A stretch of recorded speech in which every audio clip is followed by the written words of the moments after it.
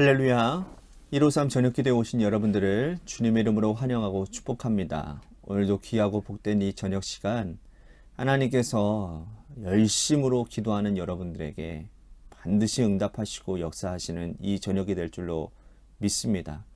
오늘 새벽 말씀처럼 하나님의 은혜는 성실히 기도하는 자들에게 은혜가 임하는 줄로 믿습니다.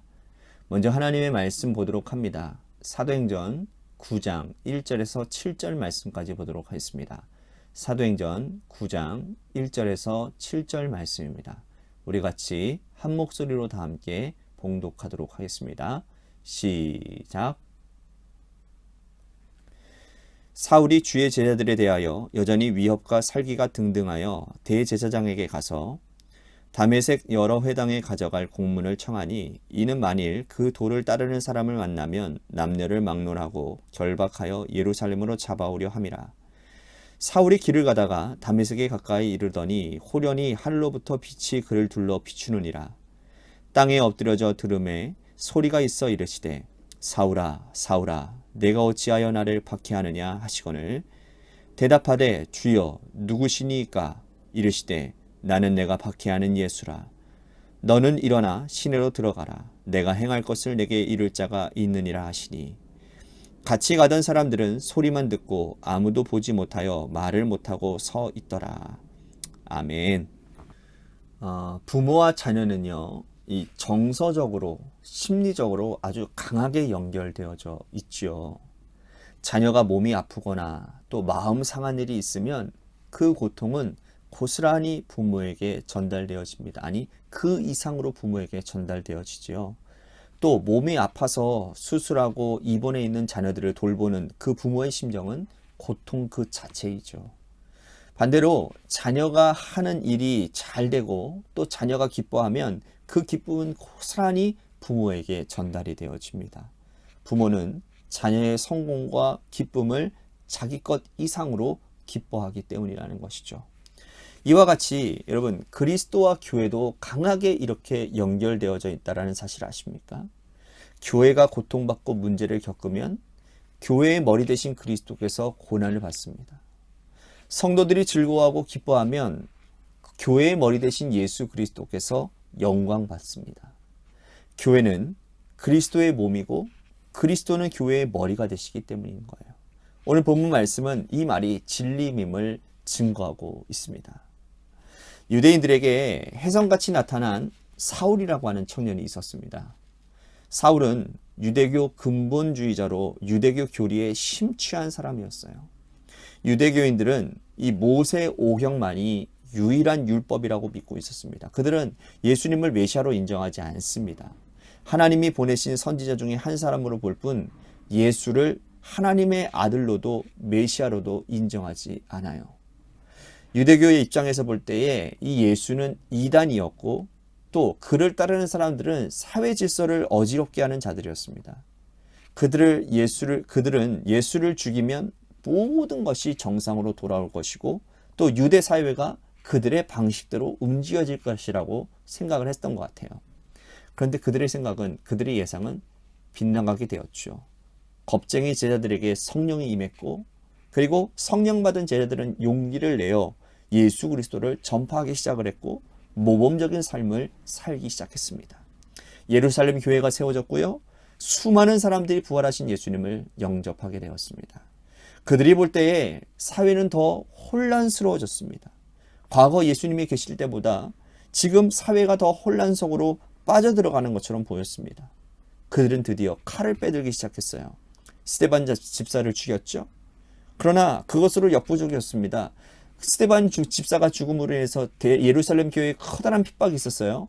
그래서 많은 사람들이 흩어지지 않았습니까? 그러면서 예수님의 유언의 말씀이 성취가 되어지죠. 사마리아와 땅끝까지 모든 사람들이 다 흩어지게 되어졌습니다. 디아스포라가 되어버렸어요.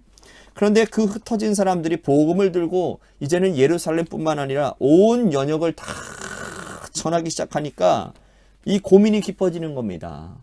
그래서 이때에 사울이라고 하는 청년이 나타나서 예수 믿는 사람들을 잡아서 옥에 넘기고 핍박해 주니 이 얼마나 고맙고 얼마나 그지 없습니까? 대제사장은 사울이 부탁하는 모든 공문을 다 발급해 주었습니다. 1절, 2절 말씀에 보면 이 얼마나 사울이 이 살기가 등등했던지 다메섹에 있는 이 여러 회당에 가져갈 고문들을 마구 청하는 겁니다. 그러면서 마구 잡아들이는 모습을 우리들이 볼 수가 있습니다. 그러니까 얼마나 이 유대교 입장에서는 사울이 고맙겠습니까? 그러니까 사울이 부탁하는 일을 하면 다 발벗고 도와주는 거예요. 이 땅에 예수를 따르는 무리들을 척결하기 위해서 이 사울을 아주 적절하게 활용했던 것이죠. 여러분, 그런데 그러한 가운데 길을 가다가 놀라운 사건을 경험하게 되는데 사도 바울이 갑자기 길을 가다가 후련히 강한 빛을 만나게 됩니다. 그 강한 빛이 얼마나 강렬했던지 눈을 뜨지 못할 정도로 아주 강한 빛이었어요. 그 빛을 받는 순간 땅에 그냥 엎드려집니다. 그리고는 그에게 이러한 음성이 들려지게 되는데 4절 말씀 보십시오. 땅에 엎드려져 들음에 소리가 있어 이르되 사울아 사울아 내가 어찌하여 나를 박해하느냐 하시거늘. 사울은 이런 종류의 음성을 지금까지 한 번도 들어보지 못했습니다. 사울아 사울아 내가 어찌하여 나를 박해하느냐. 도대체 누가 이런 말씀을 하시는지 사울이 물어요. 5절 말씀 보십시오. 대답하되 주여 누구시니까 이르시되 나는 내가 박해하는 예수라. 예수님이 자신을 드러내셨어요. 나는 네가 박해하는 예수다 라고 말씀을 하시죠. 사울은 지금까지 예수님을 단 한 번도 만난 적이 없는 사람이에요. 그런데 예수님은 나는 네가 박해하는 예수다 라고 말씀하셨습니다. 사울은 공생의 시절 예수님을 만난 적이 없습니다. 유대교 종교 지도자들처럼 예수님을 괴롭힌 적도 없고 예수님을 만난 적도 없고 예수님께 곤란한 질문을 한 적도 없고 예수님께 돌을 들어 친 적도 없었고 빌라도처럼 예수님을 재판을 하지도 않았고 로마 군사들처럼 예수님의 손과 발에 몫을 박지도 허리에 창을 꽂지도 않았습니다. 그런데 예수님은 네가 박해하는 내가 예수다 라고 말씀을 하시는 거예요. 어떻게 된 일입니까? 예수님께서 이렇게 말씀하시는 이유는 무엇입니까? 사울이 교회를 박해하기 때문이에요. 교회는 곧 예수님입니다. 교회는 예수님이 머리가 되시는 곳이고 교회는 예수님이 거하시는 처소입니다. 성도 한 사람 한 사람이 교회인데 사울은 그 성도들을 박해했죠. 예수 믿는 사람들을 잡아 고난을 주고 그들을 옥에 넘기는 일을 서슴지 않았습니다. 그러므로 예수님은 네가 교회와 성도를 박해하느냐? 그것은 곧 나를 박해하는 것이다. 그러므로 주님은 나는 네가 박해하는 예수다 라고 말씀하고 계시는 거예요. 우리는 여기서 아주 중요한 통찰을 얻게 되는 겁니다. 교회를 어지럽히는 건 예수를 박해하는 거예요. 세상의 악한 권세들이 교회를 흔들고 비난하지요. 공중 권세 잡은 자들이 교회 공동체를 송두리째 뿌리 뽑으려고 합니다. 이것은 예수를 박해하는 일이에요. 주님 가만두지 않으신다는 겁니다. 하나님께서 기다리고 기다리시다가 그들을 하나님의 영으로 처단하신다는 거예요. 교회 공동체 안에 살아가는 우리도 주의해야 됩니다. 교회를 어지럽게 하는 일, 성도들을 힘들게 하는 일, 나의 생각과 다른 성도를 공동체에서 소외시키는 일, 그분을 비난하는 일, 모두 예수를 박해하는 일이라는 거예요. 세상에서는 의견이 맞지 않으면 다툴 수도 있고 싸울 수도 있습니다. 하지만 교회 공동체 안에서는 성도 한 사람 한 사람 모두가 다 교회입니다. 성도들이 교회라는 사실을 그분 뒤에 예수님이 계신다라는 뜻이거든요. 성도를 괴롭히고 시험 들게 하고 누군가를 실족시키는 일은 예수님이 가만두지 않으시기 때문이라는 거예요. 반대로 우리가 교회와 성도들을 행복하게 하고 교회 공동체를 살찌우고 사랑의 관계를 나누고 작은 것이라도 베풀고 살아간다면 이것은 예수님을 기쁘게 하는 일이에요.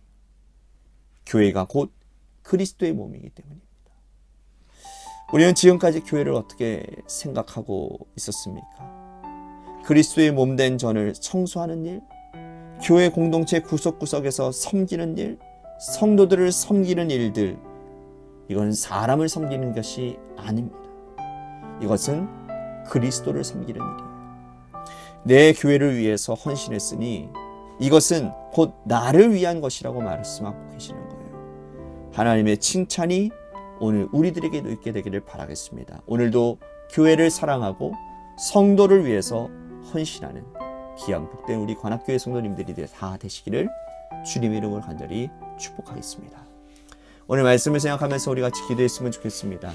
오늘 말씀처럼 하나님, 우리 교회가 주님의 믿음을 깨닫게 하시고 교회 안에서 하는 모든 하나님 우리의 신앙생활 가운데 하나님의 마음이 드려지게 하여 주시고 하나님의 너그러움과 주님의 사랑이 실천되어지는 그러한 교회 우리 성도들이 되도록 인도해 달라고 우리 같이 기도했으면 좋겠습니다.